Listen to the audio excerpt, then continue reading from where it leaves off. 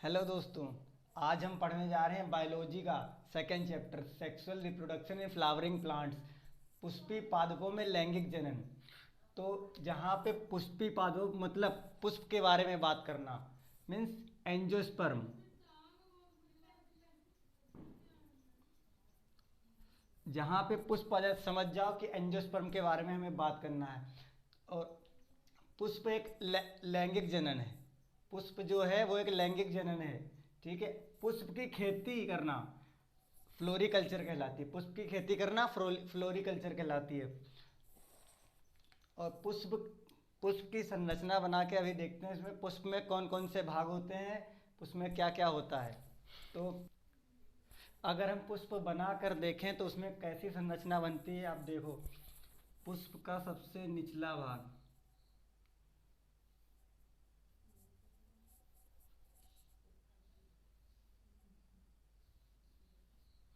इसको बोलते हैं थैलमस। हिंदी में बोलते हैं इसको पुष्पासन।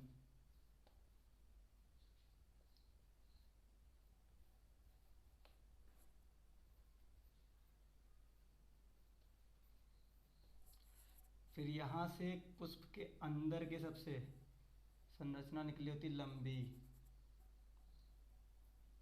ये। तो इसके सबसे ऊपरी भाग को बोलते हैं वर्तिकाग्र।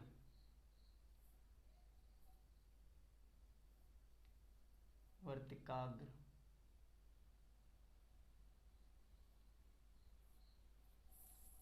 इसको बोलते हैं इंग्लिश में स्टिग्मा। इसको स्टिग्मा बोलते हैं। जो ये भाग होता है इसको बोलते हैं वर्तिका। इसको वर्तिका बोलते हैं, वर्तिका। इंग्लिश में बोलते हैं इसको स्टाइल।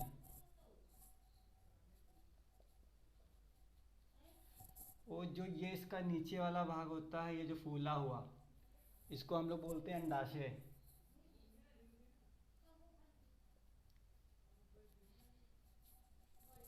अंडाशय इसको इंग्लिश में बोलते हैं ओवरी। जो इसके अंदर बीजांड भरे रहते हैं, ओव्यूल। पुष्प में एक यहाँ से संरचना निकली रहती है लंबी, लंबी संरचना निकली रहती है। इसको बोलते हैं हम परागकोश। परागकोश। और यहाँ से एक और संरचना निकली होती है,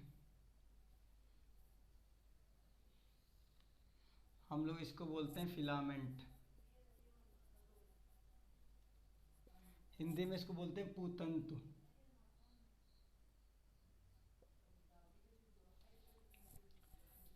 इसको पूरी जो यहाँ से होती है, इसके पूरे भाग को हम बोलते हैं स्त्री केसर।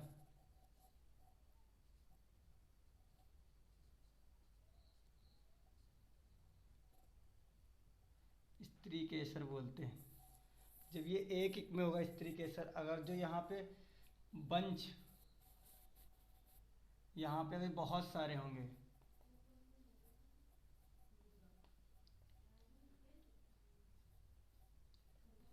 बहुत सारे होंगे तो हम इसको बोलते हैं जयांग।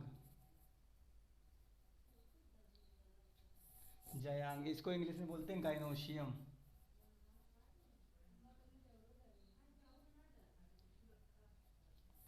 और इधर का जो भाग होता है इसको बोलते हैं हम एंड्रोशियम। एक एक जो होता है इसको बोलते हैं पुंकेसर। इसमें भी अगर जो बहुत सारे हों तो इसको बोलते हैं पुमंग। पुमंग। बहुत सारे हों।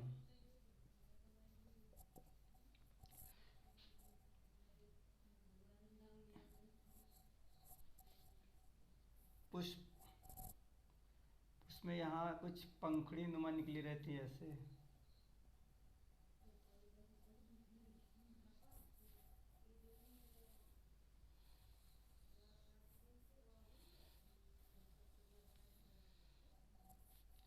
इनको हम लोग बोलते हैं सेपल।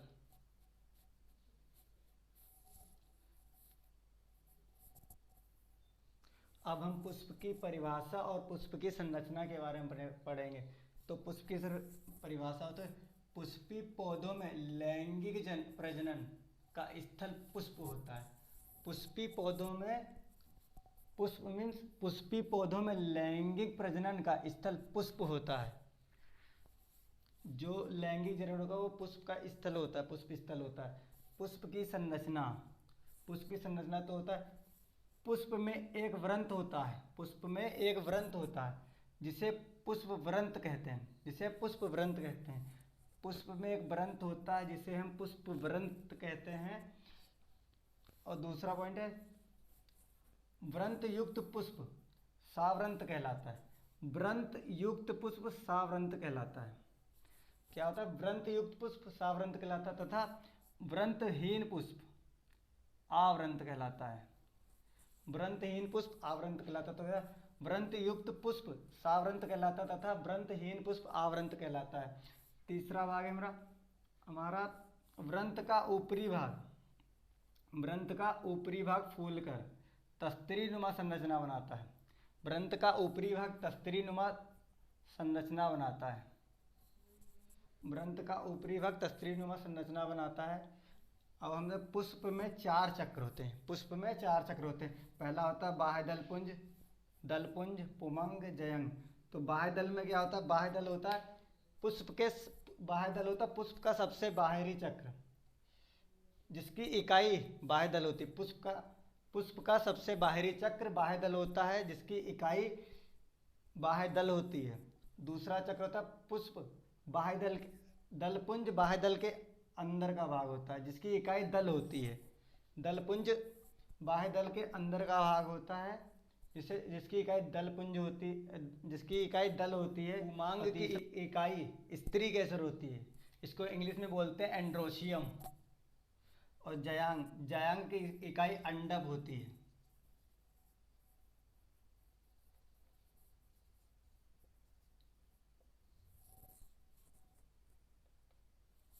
जयांग की इकाई, इसको इंग्लिश में गाइनोशियम बोलते हैं। थोड़ा डिटेल में हम पढ़ेंगे अभी इसको। इन भागों को हम थोड़ा सा डिटेल में पढ़ेंगे। तो बाह्य दलपुंज यह पुष्प में पाया जाने वाला सबसे बाहरी चक्र है। पुष्प में पाया जाने वाला सबसे बाहरी चक्र है। इसकी इकाई, इसकी एक इकाई बाह्य दल कहलाती है। इसकी एक इकाई बाह्य दल कहलाती है।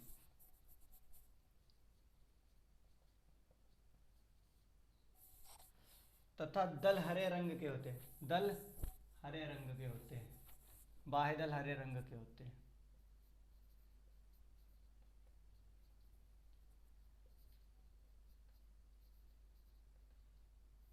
सब बाह्य दल हरे रंग के होते हैं। दूसरा है दलपुंज। दलपुंज बाह्य दल के भीतर की ओर स्थित होता है। दलपुंज बाह्य दल के भीतर की ओर स्थित होता है। इसकी इकाई दल कहलाती है। इसकी इकाई दल कहलाती है।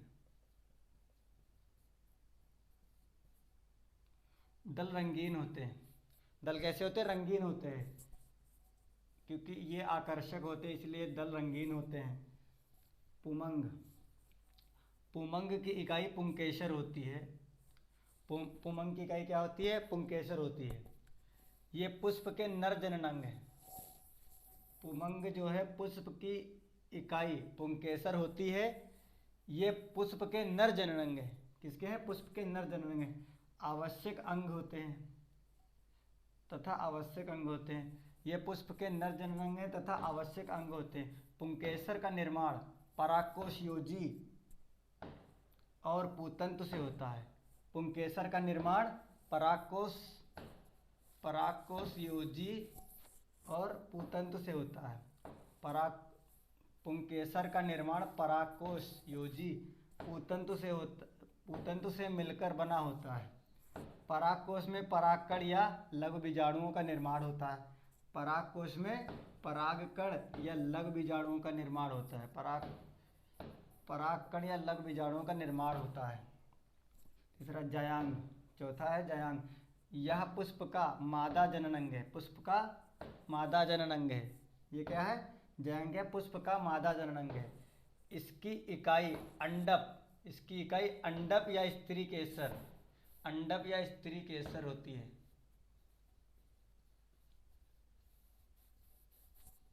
जयांग पुष्प का मादा जननांग है, इसकी इकाई अंडप या स्त्री केसर होती है, कहलाती है।